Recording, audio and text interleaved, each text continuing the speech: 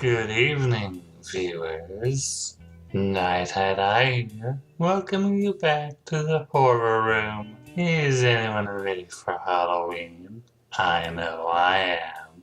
October is the time when the nights grow longer and darker. Back in days of yore, it was also believed to be the month where the barrier between our world and the hereafter was at its weakest, allowing spirits to pass through and walk amongst us. Halloween was originally conceived as a way to keep those dark spirits and the wicked men and women who consorted with them at bay. As time went on, however, Halloween became a time where we celebrate the things that disturb us. And that's the exact point of this video. In this video, dear viewers, I'll be sharing with you all of the characters who haunt my nightmares. Some of these characters you're probably familiar with, while others you'll probably be seeing for the first time ever. I can promise you one thing though. I doubt you'll forget them after this. Before I begin, allow me to state that this is more of a discussion video than a countdown. The characters will appear in the order I considered them for this list. Now allow me to go over the rules. The characters can be from any form of media: books, games, TV shows, anime and manga, stage plays, video games, and everything else in between. Rule number 2, the characters have to have disturbed me in some way, either as a child or now. And rule number 3, while it won't be a recurring trend on this list, multiple characters can appear in one entry if they share any trait or significance from a franchise they're from. Now that we got that all set up, welcome to my nightmares. Number 1.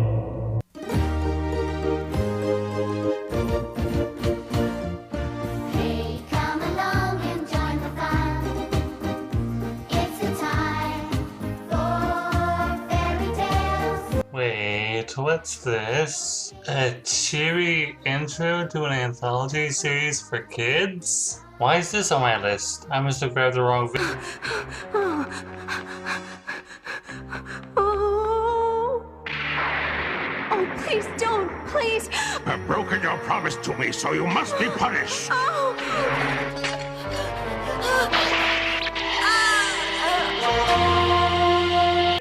Oh, that's why it's on my list. Don't be fooled by that intro. The series of Grimm's fairy tale classics could be quite dark and messed up. From a king driven to madness from wanting to marry his own daughter due to how much she resembles her deceased mother, to turning the witch from Hansel and Gretel into a literal hellspawn.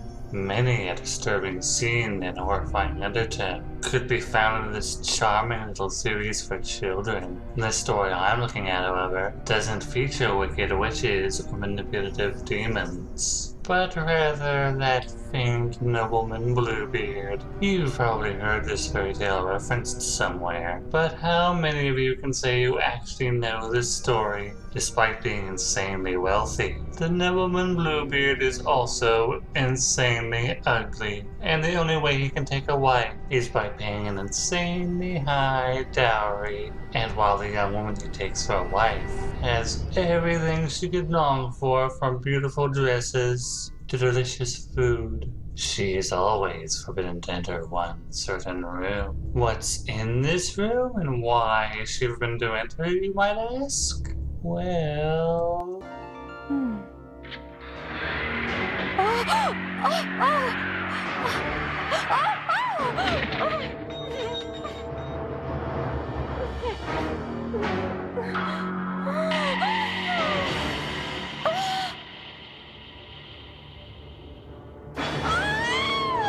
Yeah, this is where Bluebeard keeps the bodies of the wives he had before. The wives who broke the one command he gave them. Each and every woman Bluebeard took for a wife used the key he gave them to unlock this door and looked inside to discover his horrible secret. and he'll always know when they disobeyed him due to the key being stained with blood. Hold on. If Bluebeard never wanted his wives to go into this room, why did he always give them the key? No one ever said fairy tales had to make sense. As horrifying as this is, I feel what's even more unnerving is to ask yourself, when was the first time this happened? And why? How long has Bluebeard been doing this? And quite possibly the most disturbing question of all. Does he always intend for this to happen? He does give each new wife the key to this room after all. And the key is enchanted to always let Bluebeard know. There are plenty of other fairy tales where the heroine discovers that her bridegroom is a murderer. But this is the only one I can remember getting the animated treatment and featured on a show for kids. Thanks for the nightmares, Nick Jr. Number 2. So, I'm going to share something with you guys. When I was a child, I was terrified of vampires. And who wouldn't be? An undead being that feeds off the blood of the living by sinking their razor-sharp fangs into their neck. And by the time the victim is drained completely, they become a vampire as well. As I have grown older and the years have gone by, however, I'd say my fear of vampires has greatly diminished. Mainly due to some people not understanding how vampires work in the first place. This is what I am.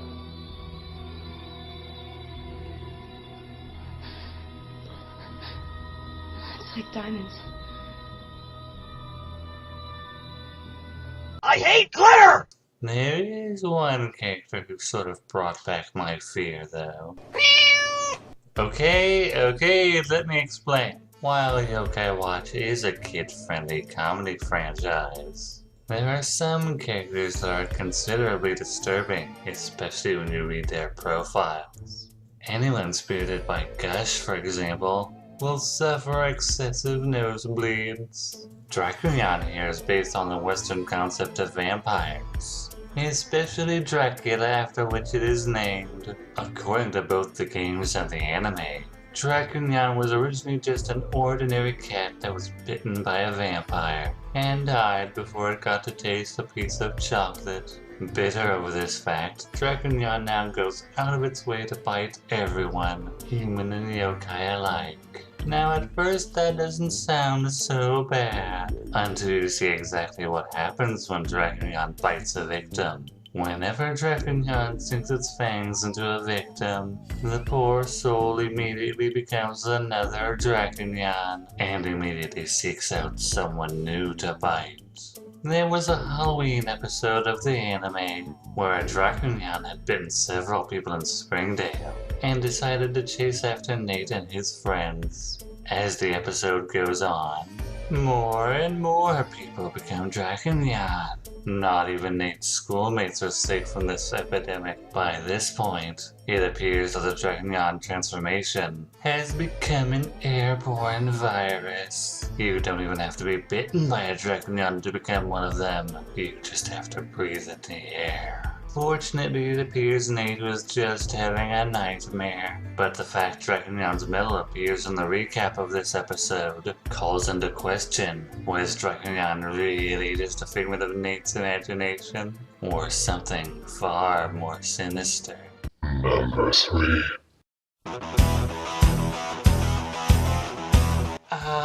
Power Rangers. This show really hasn't stuck with me like others from my youth. I understand that the franchise has its fans, but it feels as I grew older, I was less and less into the series. I think I lost full interest around Dino Thunder. Yes, I'm sure the costume department was very proud of themselves, but I was always convinced I could see the actor's actual mouth whenever Megazord spoke. But I'm not here to talk about whether the costumes for villains were decent. I'm here to talk about the thing that made every 10-year-old's pants to be darkened. While most of the monsters either summoned or created by Rita Revolta were creepy in their own right, I feel none could compare to Terror Toad. Not only does he look like something that would come out of a Randophobiac's nightmare in his debut episode, he does this.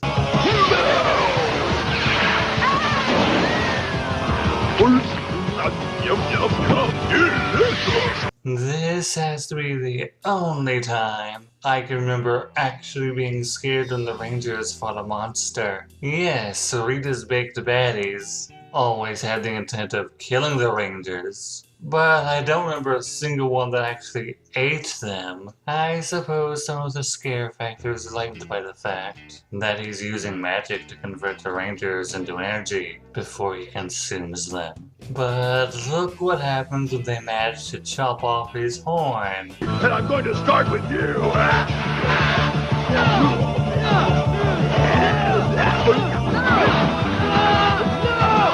Without his magic, Terror Toad physically lassos the Rangers with his tongue and pulls them into his mouth to be gobbled up. Hearing the show's heroes scream as they're devoured was enough to horrify the show's young audience. The puppetry for the close-up shots of the Rangers being devoured doesn't help much either. I normally like frogs, but I'm rather glad that this toad got made into roadkill. Number 4. Puppets are creepy. Now I, like a lot of people, grew up watching shows like Sesame Street, The Muppet Show, and Fraggle Rock. But you can't look me straight in the eye and tell me that there isn't something just a little unsettling about wiggling dolls. I believe it has something to do with the uncanny valley, where if we encounter something that is so familiar and yet so unnatural at the same time, our brain's first natural reaction is the fight or flight response. I could talk about Slappy from the Goosebumps franchise, or the Chuck E. Cheese animatronics, but Slappy never really disturbed me, and I really don't want to go looking for footage of those things. So instead, I'll be using this creep.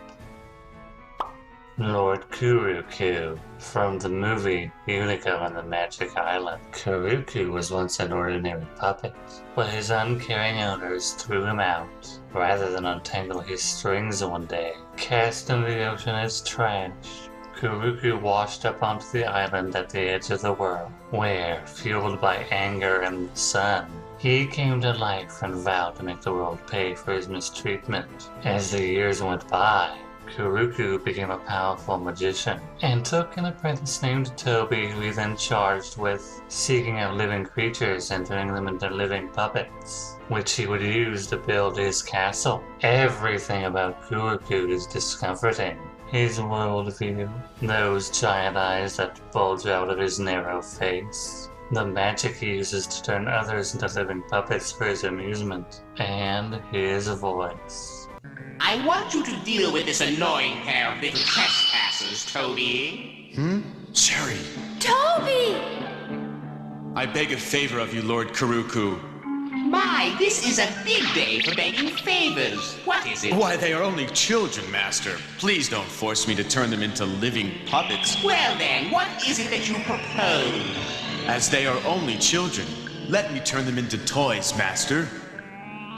Fine, just get rid of the little brats. That voice is the last thing you'll hear before you die. The animation for Lord Kuruku towards the end of the movie is gorgeous, zipping and bouncing around as he chases the other characters and transforms them into living puppets to add to his castle. Then there are his final moments battling against Unico. After being dealt a severe blow, Unico offers to be Kuruku's friend, since Kuruku was never treated kindly by his owners, and hatred and anger are what fuel him. This one act of kindness is literally killing him, and the voice actor for Kuruku gives an absolutely terrifying performance to go along with the horrific animation. As his castle crumbles apart, Kuruku is drained of all his hatred and is reduced to a simple puppet once more. Number 5.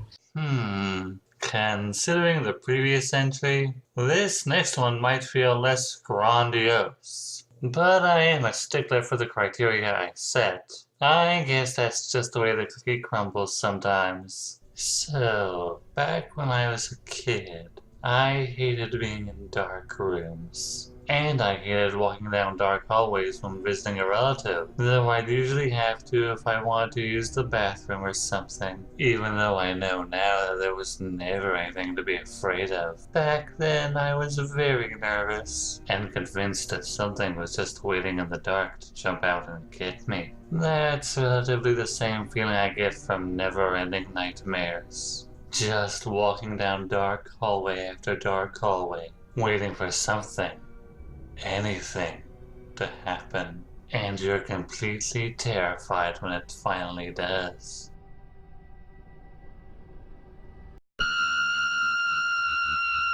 What is that? Even if the entire game is revealed to be a dream, this beast comes out of nowhere! The baby monsters are the first enemies of the game, lurking in dark hallways and in the basement, their numbering misshapen things, with the eyeless face of infants, one short gnarled arm, and an abnormally large arm, which they use for momentum when chasing the player upon first encounter. Sure, they don't look that fast at first, but appearances can be deceiving. The minute they see you, they'll start chasing after you, and if you get caught, your only hope to escape this fate is to make it to the nearest wardrobe. Even if you manage to escape the bear hug of death, the monsters will sniff for you and shake the wardrobe, hoping to spill you out and resume the chase. Now you might say, well, Foxwell, the monsters from Oni do the same thing. Why are the baby monsters from Neverending Nightmare here and not the Oni? True, those beasties make me want to make lemonade and fudge just as badly, but I feel the reason I chose one monster over the other is connected to the uncanny valley. The Oni from Oni has a giant head, and that's about it. The baby monsters, however, just look completely wrong and give off a greater sense of discomfort. With that said, can we move on? This thing is honestly creeping me out. Number 6.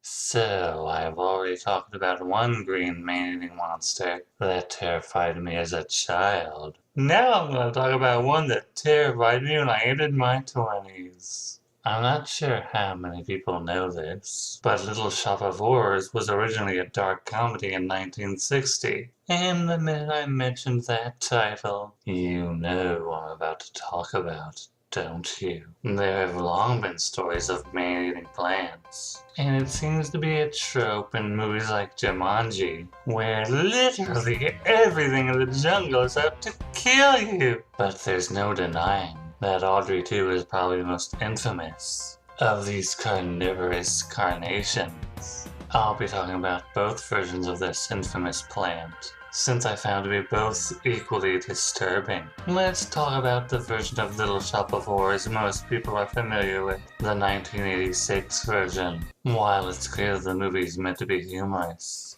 and gives the main characters Seymour and Audrey personalities, that makes the audience want to see their dreams come true. There are parts of the movie that hold true to its horror film origins. It's likely due to how anthropomorphic Audrey 2 is. That makes me feel uncomfortable every time the plant is on screen. Now if the plot had been simply that Seymour had to feed the plant his own blood to keep it alive, that would have been one thing. But then the plant talks. Feed me, Clawborn! Feed me now!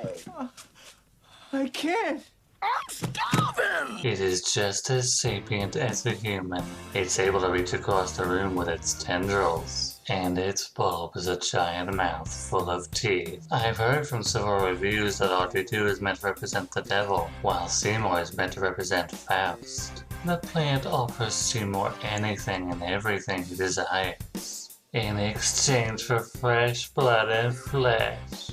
because Seymour is so weak-willed, and he believes his crush Audrey will be better off without her abusive boyfriend. He willingly gives in to the plan's demands. At least at first. We can argue whether or not Seymour meant to feed much into the plant, given he seems to try and warn his employer before it's too late. But this just further proves how easily manipulated Seymour was by the plant. But it isn't until Seymour's had enough of Audrey too, that the plant has grown big and powerful enough that it no longer needs Seymour to feed on people. After revealing itself to be a man-eating alien, which in of itself is terrifying enough, the plant is either destroyed via electrical cable or devours Seymour alive, and is reproduced across America and begins a nationwide takeover. In the original 1960 film, while the story isn't as big and grand as it would become later, it's similar enough. A hapless dweeb named Seymour discovers a strange new plant. The strange new plant brings success to the flower shop Seymour works at, but requires fresh blood in order to stay healthy. Here, the plant is named Junior, and unlike its 1986 counterpart, the plant is far more whiny and lacks its tendrils. Junior doesn't promise Seymour in exchange for blood and flesh, but there is one part towards the end where the plant does this. Fraulein! Turn around! Close your eyes. You are asleep. Open your eyes. Now you will do as I say. Do you follow me? Yes, Master. You will go out and find me some food. Yes, Master.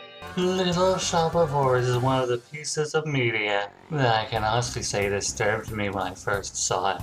And both versions of this man-eating flytrap are the reason why. Number 7. Something Undertale meme? Undertale debuted in September 2015, but you'd probably be excused for thinking that it debuted in October due to the characters being a pair of skeletons, a spider girl, a fishwoman, and a mad scientist. It just has that kind of Halloween feel to it. While Undertale is a rather lighthearted game, it turns rather dark after your battle with King Asgore.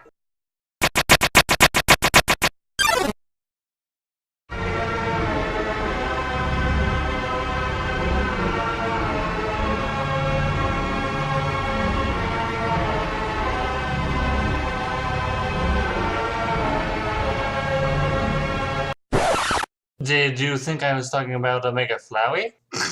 Oh, you silly people. No, it's more what happens later on, after a little side bit with Alphys. You're called up by Papyrus and requested to go investigate Alphys's lab. After you're able to find the entrance, things take a turn for the ominous. You find old archives on the walls about Alphys experimenting with a substance known as determination, injecting it into monsters that were on their deathbeds. According to the logs, the experiment proved challenging, but were ultimately considered a success. That is, until something went horribly wrong. How wrong? Well...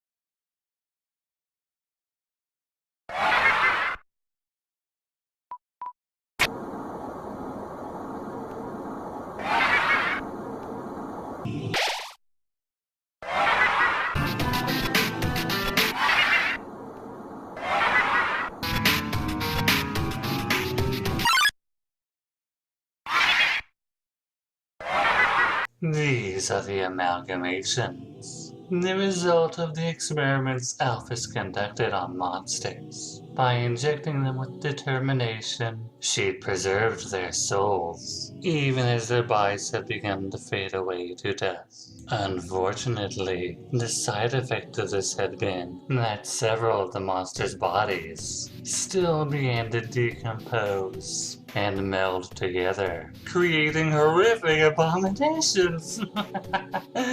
It isn't just their looks that are horrific, but the implication that one consciousness has either overpowered the others, or had to fight to the surface during your interactions with them. Quite possibly among the most disturbing of them is So Cold, which is the mutated remains of a snowdrake's mother. You may not piece it together at first, but tell her a joke or two, and short her out the name Snowy. There's also Indigeny. Unlike the others who will just immediately attack you, Indigeny will have you cornered in a dead end, and slowly approach you while making horrific noises. You can do nothing but cower in the corner as this mutated merger of mutts comes closer and closer, making awkward breathing noises through that vacant hole for a face. And as I'm sure you know by now, these monsters can appear anywhere in the lab. They can appear as anything and will completely take you by surprise. And yet, despite attacking you, Alphys assures you that they are not malicious. They just get a bit feisty over missing a meal. And the only reason they're coming after you is because they can smell whatever food items your character might be carrying. So remember, always obey the no food or drink sign. Number 8. Growing up in the 90s, one of my favorite animated shows was Spider-Man. Now I can't be sure, but I think it might have been trying to compete with Batman the Animated Series, which has always had a far darker tone for a kid's cartoon. I say that because the 90s Spider-Man cartoon had oh so much nightmare fuel. The lizard, Scorpion being mutated into a monster after being bombarded with radiation to overcome Spider-Man, Hydro Man's obsession with Mary Jane, and of course the duo of Carnage and Venom. My pick for this list, however, would have to be one of the more tragic villains from this series, Michael Morbius. Michael was introduced to the series as one of Felicia Hardy's love interests, as well as a brilliant science student. During the arc where Peter's blood was threatening to mutate and transform him into the monster known as Man-Spider, Michael unknowingly got a sample of Peter's blood, desperate to know how Parker had created such an extraordinary sample of plasma. Michael decided to run an experiment in his lab.